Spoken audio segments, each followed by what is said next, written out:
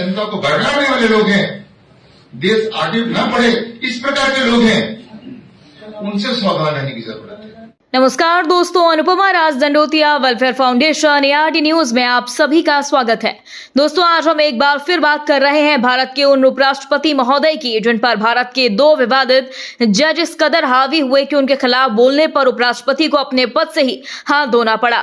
जी हां दोस्तों, यशवंत वर्मा से तो आप सब परिचित ही हैं। समाजवादी पार्टी के जस्टिस चंद्रशेखर यादव के खिलाफ भी महाभियोग चलाने की मांग की जा रही थी, जिसे जगदीप धनखड़ ने स्वीकार कर सहयोग की बात कही, जिसके बाद मोदी शाह का पारा हाई हो गया।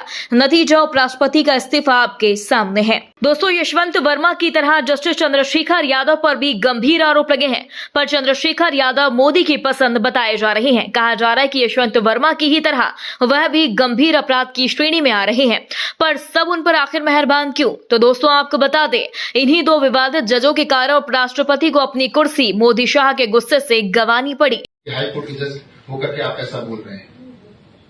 कानून तो भैया बहुत संख्यक सी चलता है। परिवार में भी देखिए, समाज में भी देखिए, जहां पर अधिक लोग होंगे जो कहते हैं उसी को माना जाता है। लेकिन आप जबरदस्ती करेंगे आप कि नहीं साहब हम तो ये मान के चलेंगे। लेकिन मैं क्या आपको बता दूं, ये जो जिनकी हम बात कर रहे हैं सब बुरे नहीं है, वो सब बुरे भी नहीं है। ये जो कृतियां या बुराइयां जो हम आपको बता रहे हैं वो भी मानते हैं बुराइयां हैं। वो 4 पत्नियों के पक्ष में नहीं रहते हैं, पत्नी को तलाक, ट्रिपल तलाक के पक्ष में नहीं रहते हैं, बच्चियों को मार दिया जाए इससे पक्ष में नहीं रहते हैं।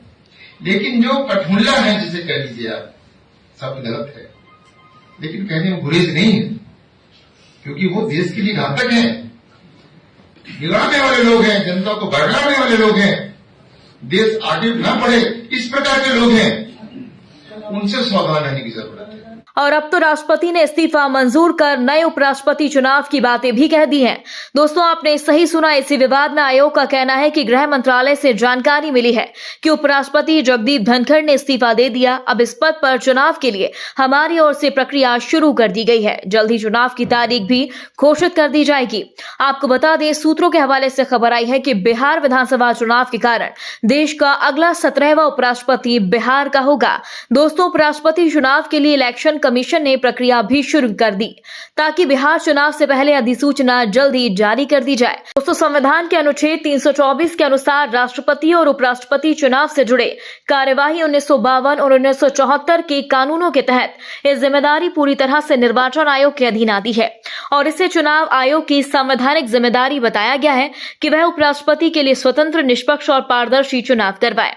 दोस्तों, राष्ट्रपति और उपराष्ट्रपति चुनाव अधिनियम की धारा 4(3) के अनुसार अगर कार्यकाल सामान्य रूप से समाप्त हो रहा हो तो निर्वाचन आयोग को अधिसूचना निवर्तमान उपराष्ट्रपति के कार्यकाल की समाप्ति से 60 दिन पहले या इसके बाद जारी करनी होती है। इसका उद्देश्य यह है कि कार्यकाल खत्म होने से हफ्ते भर पहले ही उत्तराधिकारी चुन लिया जाए, जिससे संवैधानिक रिक्तता न रहे। और इसी को लेकर 19 सितंबर से पहले यानी बिहार विधानसभा चुनाव से पहले बिहार से देश का अगला उपराष्ट्रपति चुन लिया जाएगा।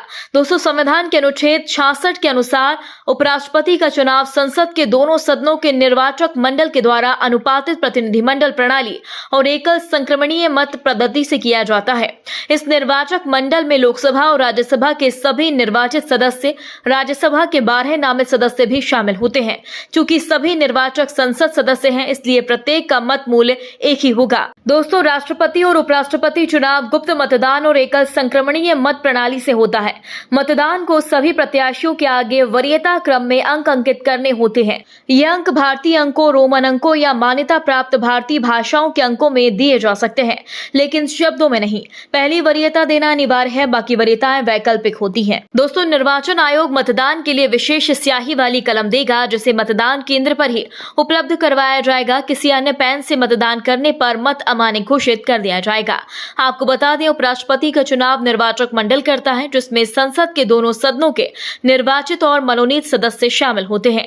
अगर नामांकन की बात करें तो राष्ट्रपति उपराष्ट्रपति उम्मीदवार को कम से कम 20 प्रस्तावकों और 20 समर्थकों का समर्थन चाहिए होता है। उसे नामांकन के साथ 15,000 रुपए की जमानत राशि भी जमा करनी होती है। खैर जो भी हो, अभी अधिसूचना जारी नहीं की गई है, लेकिन यह बात तय है कि 2 हाईकोर्ट के विवादित जज फिर उपराष्ट्रपति जगदीप धनखड़ पर हावी रहे, जो भारत के नहीं अंग्रेजों के लोकतंत्र की एक झलक है, जिसमें जनता के द्वारा जनता के लिए नहीं बहुमत में सरकार बनाने वाली पार्टी के हाथ में सब कुछ है।